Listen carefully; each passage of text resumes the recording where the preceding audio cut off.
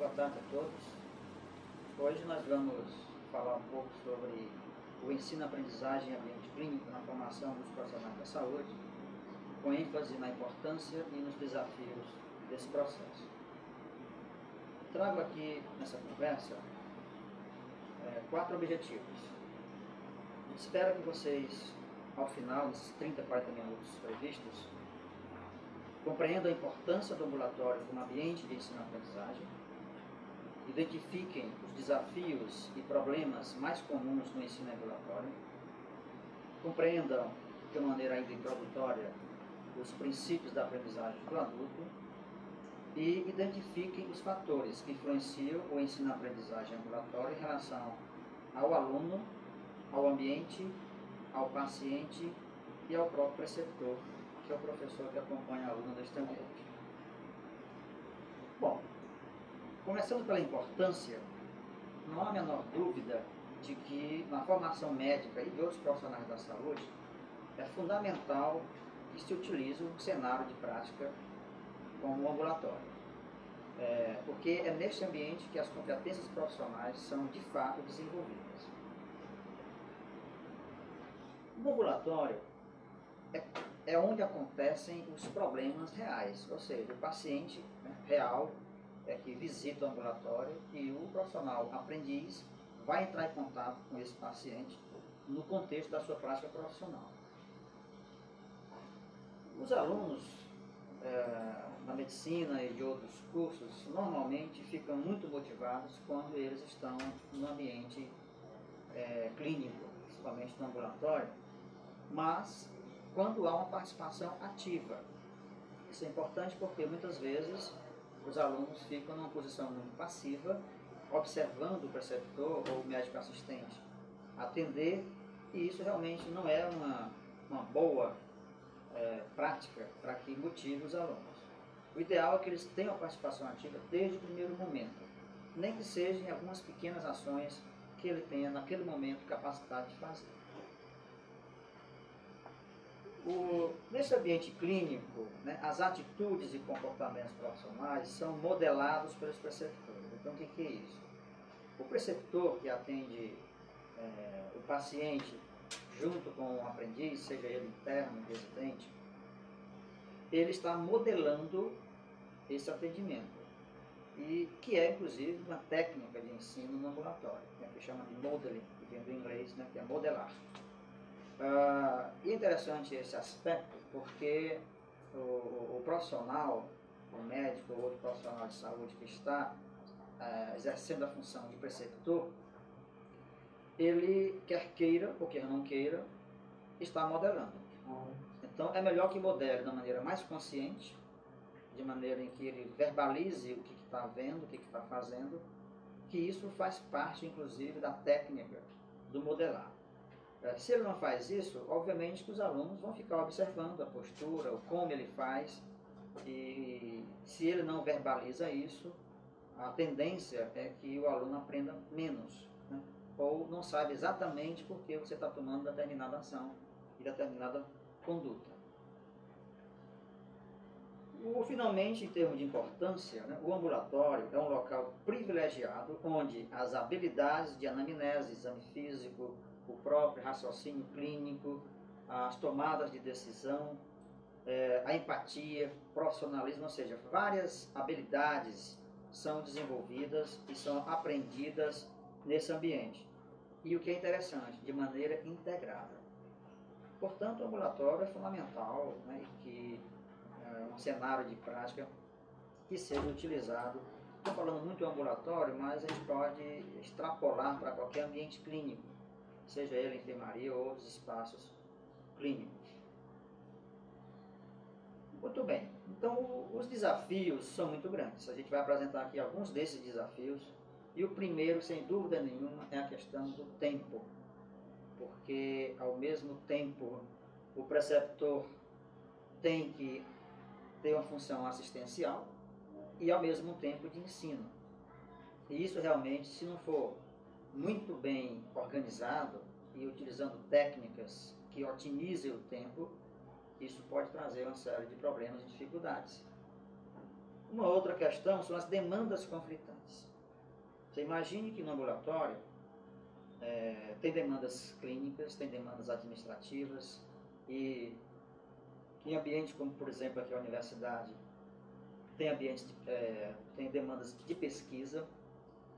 Portanto, essas várias demandas, em algumas vezes, são conflitantes. Se você pegar, por exemplo, o gestor da unidade, ele obviamente quer produção. O aluno, seja ele interno, residente ou outro profissional da saúde que está aprendendo, obviamente que ele quer aprender. O paciente, que também está envolvido nesse processo, né, o interesse dele é que ele seja atendido, as demandas dele sejam atendidas. E o preceptor, como médico ou como profissional da saúde que está no ambulatório ou no ambiente clínico, quer atender. E, ao mesmo tempo, ensinar. Portanto, gente, são demandas que muitas vezes são conflitantes e que todos os estudos nesse processo de ensino-aprendizagem no ambulatório, no ambiente clínico, eles convergem para técnicas que trabalhem o tempo e o foco. Então, são duas palavras-chave que a gente coloca para organizar o ensino-aprendizagem neste ambiente clínico. Um outro desafio é a questão do acaso, né, da alta variabilidade, principalmente no ambulatório geral. Ou seja, nada garante que determinado tipo de paciente, determinado tipo de patologia vai aparecer naquela semana, por exemplo, que o currículo, geralmente tem um currículo, ou de graduação ou de residência, orienta que o aluno vai aprender ao longo daquela semana ou daquele mês. Então é outra questão que a gente tem que se preocupar de minimizar esse acaso e esta alta variabilidade. Um pouquinho mais para frente a gente vai ver algumas estratégias que são utilizadas inclusive em outros países. Acho que o Brasil ainda não tem essa prática, que é, por exemplo, ter um banco de pacientes, somente pacientes crônicos e voluntários, onde você pode chamá-lo naquela semana ou naquele mês em que o aluno precisa, digamos, estar aprendendo determinados aspectos que o paciente, por exemplo, crônico pode apresentar. Muito comum, por exemplo, pacientes com artrite reumatoide, que tem algumas lesões de nódulos nas mãos ou deformidades, né? Muita gente, eles fazem parte desse banco e no momento, né, que essa atividade vai ser avaliada, ele é chamado, obviamente tem pequenas regalias, né, para que ele venha, pega em casa, né, tem um lanchinho, tem algumas coisas para estimular que ele participe desse tipo de atividade. Uma outra questão que ainda é um desafio é o aumento do número de estudantes. A gente sabe que hoje, com o aumento das faculdades de medicina, por exemplo, os espaços clínicos estão sendo muito superlotados. E isso, claro, que é um desafio a ser resolvido, e um número muito grande de estudantes prejudica muito esse processo de ensino-aprendizagem neste ambiente. A questão dos recursos já é bem conhecida nossa, né? Porque para fazer um bom ensino no ambulatório é preciso investimento, é preciso que tenha uma infraestrutura mínima necessária para que todos esses processos ocorram de maneira adequada. Portanto, o ambiente, normalmente, ele não é muito adequado para o ensino. Eu acho que todos nós, eu lembro da minha época, que realmente era muito difícil, né? Muitos alunos no espaço pequeno, muitos deles em pé, né, desconfortados, ou seja, os ambulatórios, né, não tem um corredor, por exemplo, por trás, e o preceptor tem que ficar entrando e saindo, né, das salas. Isso realmente, pequenas coisas de infraestrutura poderiam ser adequadas. Além de ausência por exemplo, de internet, de uma biblioteca de estudo, porque isso facilitaria muito esse processo. E em relação aos preceptores, a gente ainda acha que não há um programa de reconhecimento e recompensa desses preceptores. No nosso caso aqui no estado de Ceará, eu sou da Escola de Saúde Pública, já há alguma tentativa de dar uma melhoria, inclusive salarial, não é salarial, uma bolsa, né, para incentivo, para que esse preceptor se dedique um pouco mais nesse campo da educação. Mas ainda é um problema, é um desafio a ser resolvido, não tem a menor dúvida. Muito bem. Além, depois dos desafios, a gente vai apresentar agora alguns problemas que ocorrem comuns, né, no ensino no ambulatório e no ambiente clínico. O primeiro tem a ver com o currículo, que é a falta de objetivos e expectativas claros. Então, é muito comum o aluno chegar nesse ambiente clínico e não saber exatamente o que ele vai aprender. E muitas vezes o próprio preceptor não tem essa clareza. Então, fica atirando para todo lado, às vezes com muita boa vontade, né? Chega a mostrar alguns pacientes, mas será que aquilo faz parte do currículo? Então, é fundamental que todo programa tenha um currículo que oriente as competências e os objetivos de aprendizagem a serem alcançados neste ambiente clínico. Isso é fundamental para a qualidade desse processo. Um outro problema muito comum é que o foco, às vezes, é dado a conteúdos dentro do ambulatório e não no desenvolvimento de habilidades, por exemplo, de resolução de problemas e nem em atitudes. Hoje é bem consenso que no ambulatório é um espaço riquíssimo para desenvolver os dois componentes da competência principais, que são as habilidades e as atitudes. Não convém você perder tempo com conteúdos. Eu acho que os conteúdos podem ser e devem ser adquiridos em outros ambientes, inclusive mais tranquilos. E hoje a gente sabe que os conteúdos estão disponíveis na internet, né, nos bancos de dados, e os alunos hoje, que são adultos, né, devem aprender a buscar esses conteúdos e adquirir esses conteúdos de uma maneira individual ou, quando possível, em grupo, utilizando metodologias ativas, como o PBL e outras metodologias que são melhores para essa questão cognitiva. Outro problema muito interessante e que às vezes é negligenciado no ambiente é a questão do nível do aluno. Isso acontece muito quando você recebe, por exemplo, alunos do terceiro ano, interno e residentes. Quer dizer, qual é a linguagem que você vai utilizar nesse momento? É um desafio, realmente, e é um problema. Né? Esse tipo de abordagem, como é que você vai, para quem você vai se dirigir? Então você tem que ter um meio termo para não ser tão difícil que o aluno do terceiro ano não entenda nada que você está falando e também não tão simples porque o residente vai achar que aquilo é bobagem. Então é uma coisa que você tem que ficar sempre atento, né, os preceptores, quando estão nesse ambiente clínico. Uma coisa também, um problema muito sério que acontece é quando o aluno tem uma participação passiva. Né? Eu falei isso no início, quando eu apresentei os objetivos. Então, é fundamental que o aluno no ambiente clínico se sinta parte daquele processo. Ou seja, tenha alguma atividade a ser feita. Sei lá, o acolhimento, a verificar os processos, né? Se for bem no início, verificar os sinais vitais, ou seja, alguma coisa que ele possa fazer desde o primeiro momento em que ele esteja no ambiente clínico, no caso hoje aqui o ambulatório. E finalmente a questão da supervisão e feedback que ainda são inadequados. Eu acho que nem todos os preceptores e professores tiveram a oportunidade de um treinamento de como dar um feedback efetivo. E hoje, obviamente, quem trabalha com educação sabe que há técnicas específicas de como dar um bom feedback que realmente seja efetivo e que leve à aprendizagem, e não um feedback que às vezes leva à punição. É importante também que os professores procurem desenvolver essa técnica, porque no ambiente clínico isso é fundamental. É fundamental na educação como um todo, mas no ambiente clínico parece que é uma coisa mais fundamental ainda. Ainda na nossa segunda lista de problemas, a gente tem muitos problemas nesse ambiente, né, para ensinar, é a falta de oportunidade para reflexão e discussão. E isso é comum porque os ambulatórios normalmente são muito cheios e as pessoas, obviamente, não param para refletir. Então, recomenda-se que em algum momento da semana você tire 2 horas, pelo menos, para refletir e discutir alguns casos emblemáticos, por exemplo, que foram vistos na semana. Isso está embasado numa teoria da aprendizagem que é ação-reflexão, ou aprendizagem baseada na reflexão sobre a experiência, que é já uma teoria bastante utilizada na educação médica. A literatura traz, inclusive coloquei aqui no slide entre aspas, essa história do ensino por meio da humilhação.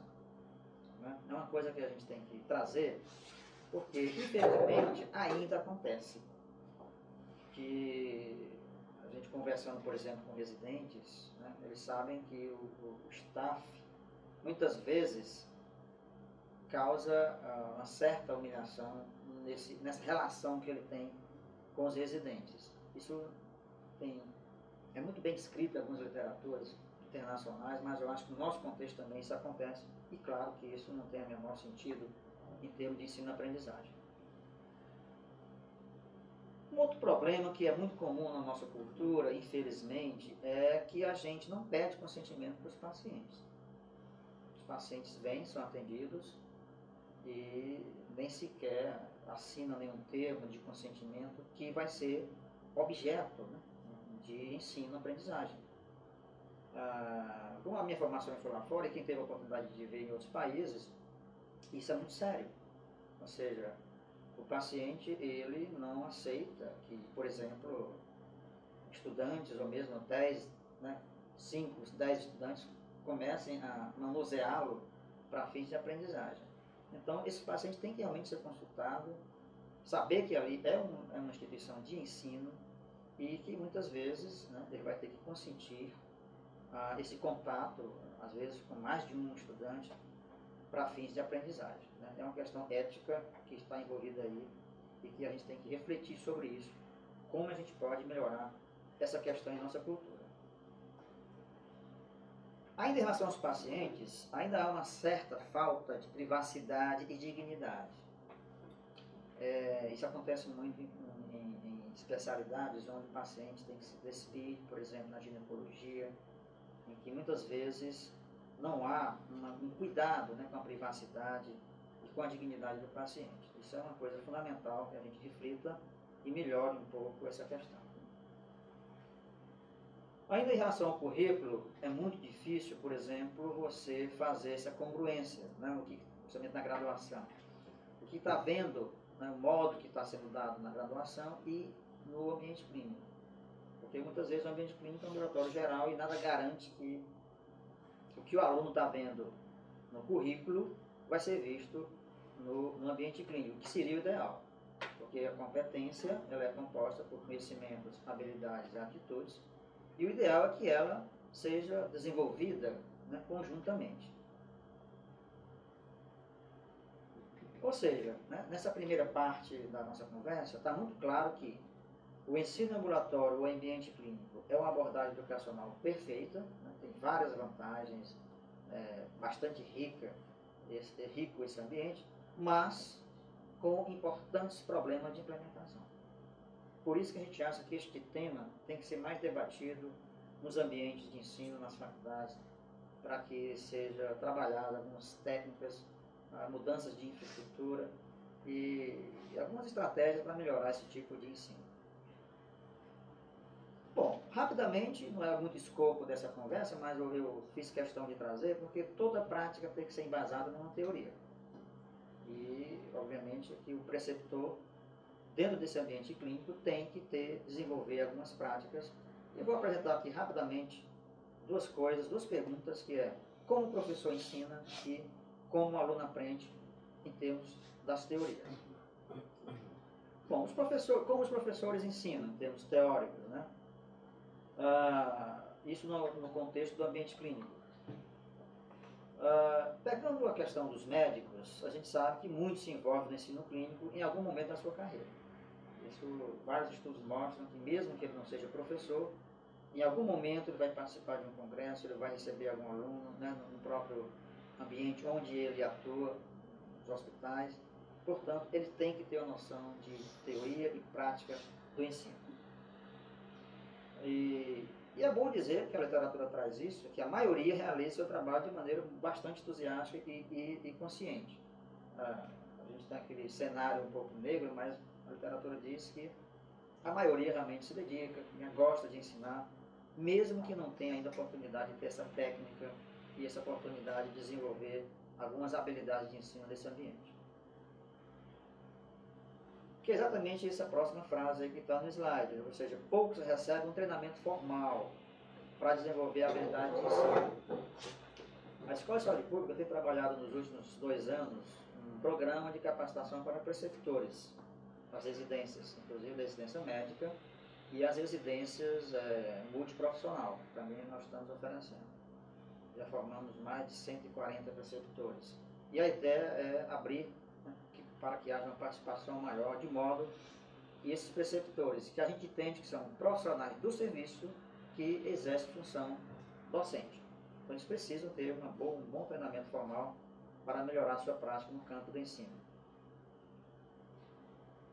E também já é um consenso, ou seja, não basta ser um profissional tecnicamente bom. Ou seja, isso não é suficiente para que ele seja um bom professor. Daí a necessidade desses profissionais, né, participar de algum treinamento formal no campo da educação. E é complexo. A gente sabe que, além dos conhecimentos da sua área, ele vai ter que utilizar uma série de outros conhecimentos para ser um bom preceptor, né? Esse slide que está em inglês, mas é fácil de entender, é o conjunto de conhecimentos necessários para que o preceptor atue de uma maneira adequada. Só resumindo, primeiro que ele tem que entender muito bem o contexto onde a aprendizagem está sendo realizada. Tem que conhecer sobre os alunos, ou seja, quem são esses alunos que estão digamos, sendo ensinados por ele. Tem que conhecer sobre os processos de ensino-aprendizagem, que é a parte educacional. E tem que conhecer da matéria, né, do assunto, da especialidade que ele né, tem. E também tem que conhecer sobre o paciente, a questão cultural, etc. Tudo isso para que ele desenvolva estratégias educacionais. Aqui está exemplificado, por exemplo, o ensino baseado em casos clínicos, que é realmente o melhor método, né, para ensinar no ambiente clínico. Bom, teoricamente, como é que os alunos aprendem? Isso passa pela compreensão do processo de ensino-aprendizagem. Né? Tem várias teorias, eu vou mostrar aqui algumas delas. Por exemplo, a andragogia, né? Quem não conhece, é o equivalente à pedagogia do adulto. Então, é uma teoria interessante que todos, obviamente, fogem um pouquinho do escopo dessa conversa, mas eu cito como, acho que vai ter aqui alguns slides que explicam alguns princípios dessa teoria. A teoria cognitivista hoje é muito bem aceita, que explica muito bem os princípios da aprendizagem do aluno, né? Os princípios cognitivos da aprendizagem do aluno. E tem uma outra teoria que é a aprendizagem baseada na experiência. Então, essas três teorias, ao nosso ver, são as três que dão muita base e que explicam, teoricamente, o processo de ensino-aprendizagem dos alunos. E todas elas derivam do construtivismo. O construtivismo, todo mundo conhece, que preconiza que a aprendizagem é uma construção do conhecimento, daí o termo, e não um processo passivo, onde o método tradicional usa muito, que é a questão da transmissão do conhecimento, que é diferente. Ou seja, esses processos construtivistas levam a uma aprendizagem significativa, enquanto os processos mais tradicionais, baseados na transmissão, levariam a uma aprendizagem mais mecânica. Então, a questão das metodologias ativas, exatamente para que são embasadas nessas teorias construtivistas. E o papel do professor muda em termos teóricos, ou seja, ele passa a atuar muito mais como um facilitador da aprendizagem do que um transmissor das informações. E, como eu disse, na teoria cognitivista tem 6 princípios que são importantes, que explicam um pouco como é que os alunos aprendem em qualquer ambiente, inclusive o ambiente clínico. Bom, a andragogia, ela é uma teoria, como eu disse, né, uma pedagogia, digamos, referida ao adulto, e a ideia partiu a partir de algumas perguntas. Por exemplo, o que é de errado com os aprendizes adultos? Muito comum a gente, professores, colocar a culpa, digamos, do processo, quando não vai bem, nos alunos, né? Tipo, bom, eles não participam das aulas, eles parecem entediados e desmotivados, eles não estão muito interessados, não se mostram interessados. E aí eu até grifei aqui, nós queremos ensinar, mas eles não querem aprender. Essas são algumas constatações que às vezes nós, professores, né, colocamos a culpa nos alunos. Mas a andragogia ela veio exatamente para refletir sobre essas questões. Né? Será mesmo que nós estamos levando em consideração os princípios da andragogia? Vou apresentar rapidamente aqui os 5 princípios dessa teoria que é importante a gente entender para ensinar no ambulatório ou no ambiente clínico. Bom, a andragogia é a arte e a ciência para ajudar os aprendizes adultos. Né? O propositor é esse autor aí, Malcolm Knowles, quem quiser depois se aprofundar um pouco nesta teoria. E ele trouxe algumas questões importantes. Uma delas é que o adulto tem profunda necessidade psicológica de ser percebido pelos outros como autodirigido. Ou seja, a autodireção é importante. Isso muda um pouco a nossa postura de mandar, né? Mandar fazer aquilo, mandar fazer aquilo outro. Segundo a teoria, os adultos não gostam muito de ser mandados. Eles gostam de se sentir um pouco autodirigidos. Por isso que os métodos centrados no aluno são mais aceitos hoje, principalmente na educação de adulto. Uma outra questão que a andragogia traz é a questão da experiência. Né? Ou seja, qualquer experiência na qual o adulto percebe que está sendo tratado como criança, que é já o inverso, né? Pode interferir negativamente no aprendizado. Que é aquele professor muito paternalista, que dá tudo prontinho, que pega na mão demais, isso também, segundo a andragogia, não seria recomendado. E aí algumas características importantes da aprendizagem para a gente entender. A primeira é a necessidade de saber. Tudo que for ensinar para o adulto, ele tem que saber por que eles estão aprendendo aquilo.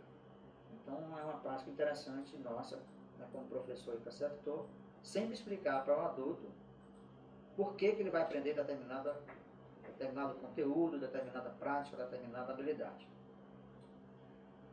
A outra característica, eu já falei um pouquinho, que é a autodireção. Né?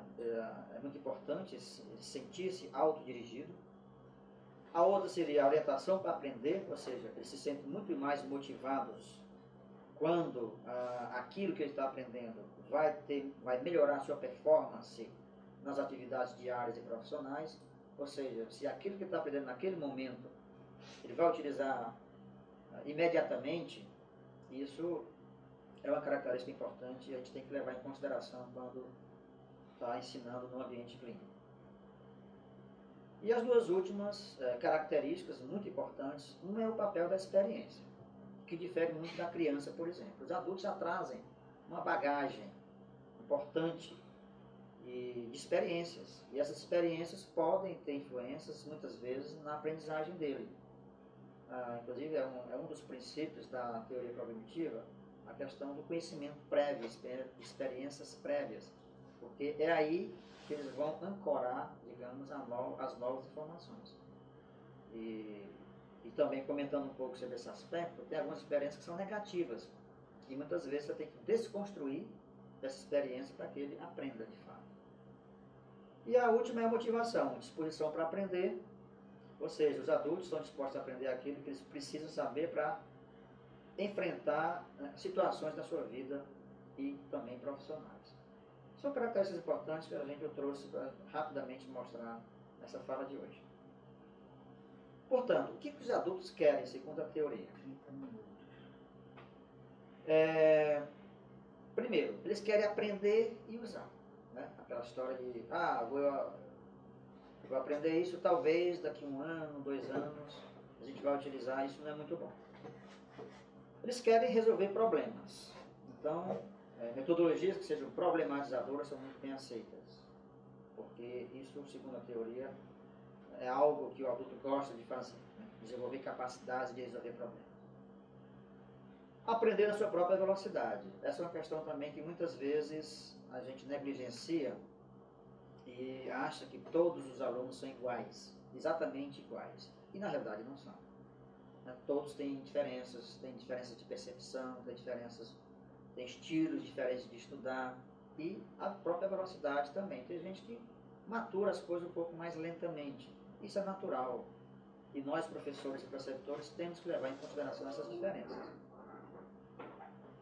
E também eles gostam muito de estabelecer seus próprios objetivos de aprendizagem. aperfeiçoamento na prática. Então, rapidamente, só para vocês entenderem um pouco o processo, é um processo de reflexão sistematizado. Ou seja, a partir de um evento, que é um resultado inesperado, uma percepção de uma dificuldade, um desconforto, dizer, um óbito que aconteceu e você não estava esperando, né, um paciente que não responde a determinada medicação. Então, são considerados eventos. São eventos que podem passar por um processo de reflexão. No início da reflexão, você vai fazer sugestões de explicações ou soluções. Ou seja, por que aconteceu aquilo? Vai criar hipóteses, vai buscar os dados, né, e chegar a algumas conclusões. Em seguida, você vai examinar essas soluções, essas conclusões que você teve. E aí você vai averiguar as inferências, vai questionar alguns pressupostos e, finalmente, você vai testar estas soluções na prática. Ou seja, vai verificar se as hipóteses que você levantou, elas são corretas. Isso é ótimo para a educação permanente, porque é um dos métodos que muda a prática, né? Consegue mudar a prática. Esse processo de reflexão, portanto, é uma teoria muito utilizada no ambiente clínico e sugiro que quem tiver interesse se aprofunde um pouquinho nessa teoria. O ciclo dessa teoria, simplificadamente, é o seguinte: a partir da experiência concreta, você faz um processo de observação reflexiva, em seguida você constrói conceitos, generalizações, e depois você faz uma experimentação ativa dessa mudança de prática, né? E aí fecha o ciclo. Está um pouco, não sei se dá para ler direito, mas é Kolbe, 1984, é o autor, né, desta teoria, e aí vocês podem pesquisar, né, e se aprofundar um pouco melhor. Esse é o ciclo que está em um dos artigos, né, que trazem essa teoria: a experiência, reflexão, teoriza e planeja a sua mudança de ação. Então, o papel do professor nesse processo é exatamente ajudar os alunos a seguir e completar o ciclo, né? Ele tem muito papel de pedagógico, digamos, do que de conteúdos. Para encerrar a nossa fala, nós vamos apresentar alguns fatores que facilitam a aprendizagem no ambulatório e no ambiente clínico. Isso é importante para a gente ver que propostas, né? Já que o tema seria importância e desafios, mas é bom terminar um pouquinho com algumas sugestões. Em relação ao aprendiz, alto grau de motivação e participação ativa. Então, nós temos que utilizar estratégias para que motive muitos alunos e que dê oportunidade para que eles participem ativamente. Outra estratégia é integrar o aluno à equipe. Ele tem que se sentir parte da equipe, não um adendo. Ele tem que se agregar, ser um agregado da equipe. E para isso ele precisa de um pré-treinamento antes de se engajar no processo, explicando qual é o papel dele, como é que funciona aquele serviço, qual a metodologia que vai ser ensinada, etc, etc. Então, são várias coisas que você pode incluir nesse pré-treinamento. Pode ser 1 dia, 2 dias, dependendo do caso. É importante que tenha um currículo, é uma estratégia também que funciona muito bem, clareza dos objetivos e papéis do aprendiz. Existem alguns arranjos, né? Isso aqui é de um artigo também sobre o tema, que você pode gradativamente colocar, por exemplo, o aluno você, preceptor, atende o paciente e o aluno observa, que é uma primeira possibilidade. Em seguida, quando ele já tem uma certa competência, ele atende o paciente junto com você, né, junto com o preceptor. E, finalmente, já um pouco para frente do currículo, ele atende sozinho e você apenas observa. Então, são algumas gradações interessantes que você pode utilizar dentro do ambulatório. Em relação ao aprendiz, né, alguns fatores que dificultam a aprendizagem, né, são expectativas diferentes. Então, você tem que ter cuidado. É sempre bom perguntar no início do programa quais são as expectativas dos alunos. Às vezes você pode ajustar o seu programa. O número muito grande, isso realmente é muito prejudicial, eu já falei um pouco sobre isso. Fatores que facilitam em relação ao paciente. Aqui como é uma coisa muito nova para nós, a gente vai citar alguns elementos. Primeiro, solicitar o consentimento dos pacientes, de preferência por escrito. Respeitar a privacidade e dignidade deles, né?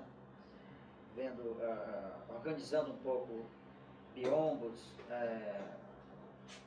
ou seja, não colocando muitos alunos ao mesmo tempo. A questão da confidencialidade das informações é fundamental. Verificar partes das atividades que realmente precisam do paciente. É muito comum a gente ver, por exemplo, visitas em beira de leito com 16 pessoas e paciente no centro. Será que precisa aquela discussão, né, com a presença do paciente? Eu acho que é desnecessário. Explicar ao paciente o propósito da sessão, isso é importante, né, para que ele realmente entenda o que vai acontecer, passo a passo. E mais algumas coisinhas em relação ao paciente. Conciliar as atividades do ensino-aprendizagem com a demanda do paciente. Ele quer ser atendido, então não precisa demorar tanto assim para que ele, né, seja atendido.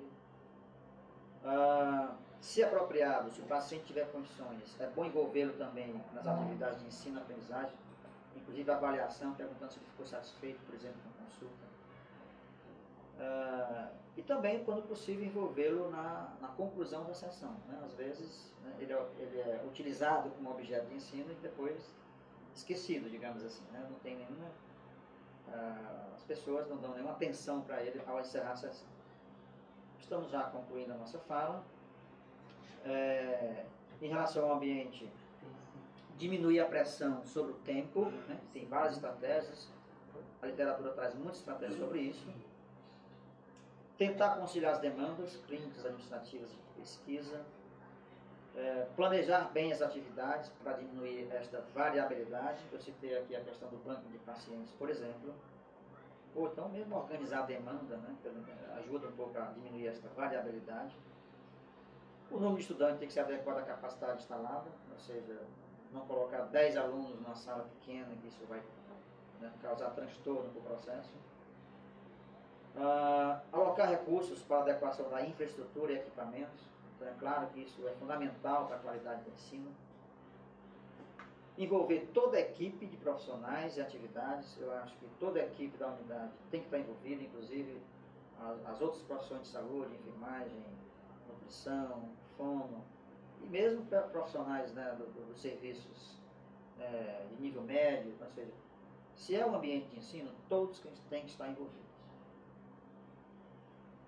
Em relação aos preceptores, é bom que se crie mecanismo de reconhecimento, ou seja, considerá-lo realmente como um professor. Estou falando isso às pessoas que trabalham em hospitais e não são ligadas a nenhuma universidade, por exemplo, e ter uma recompensa também para eles, porque é um trabalho importante e fundamental.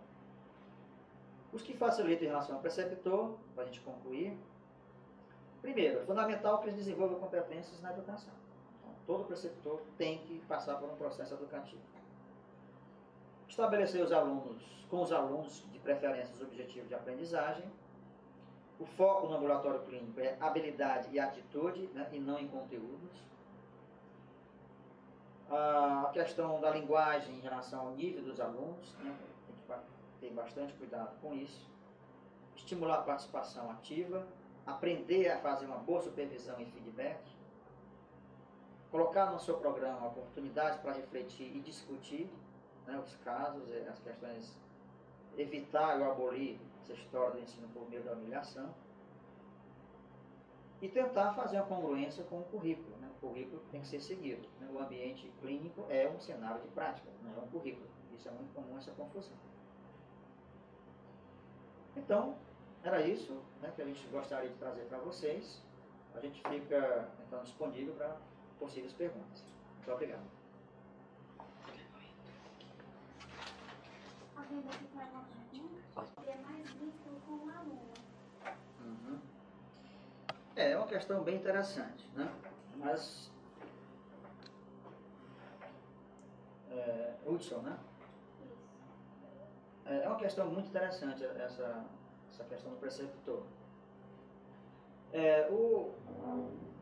E tem também um pouco polêmico, porque o preceptor, por definição, é aquele profissional do serviço que exerce função docente. Ou seja, médicos e outros profissionais que atuam nas unidades de saúde, hospitais, eles obviamente que não têm a obrigação de estar ligados a uma universidade. Ou seja, eles são preceptores que recebem alunos no serviço. Ou seja, a literatura traz, e também é um pouco da minha opinião, é que esse professor, no caso o preceptor, não tem a obrigação de estar ligado à disciplina. Claro que ele tem que ser treinado para isso, tem que conhecer os objetivos de aprendizagem daquela disciplina, daquele módulo, para que ele atue de maneira correta. E o próprio responsável pela disciplina tem que conversar com o preceptor exatamente orientando essas questões. Então, eu acho que é assim que melhoraria, né, esse papel do preceptor, e a questão do vínculo com o aluno também é importante, que ele vai desenvolver ao longo do processo de contato que ele vai ter nesse ambiente clínico. Se tiver algum esclarecimento, a gente pode dar ainda sobre essa pergunta. Muito bem, Silvia, eu concordo plenamente com o que você colocou. É exatamente isso. Eu acho que o professor hoje tem que entender muito bem esse processo de ensino-aprendizagem, utilizar metodologias ativas, centradas no aluno, onde ele tem essa oportunidade de ele, por si próprio, pesquisar, saber buscar as informações, né? E o professor tem um papel importante de facilitar e orientar esse processo. Você está correto nas suas afirmações e eu concordo plenamente com elas.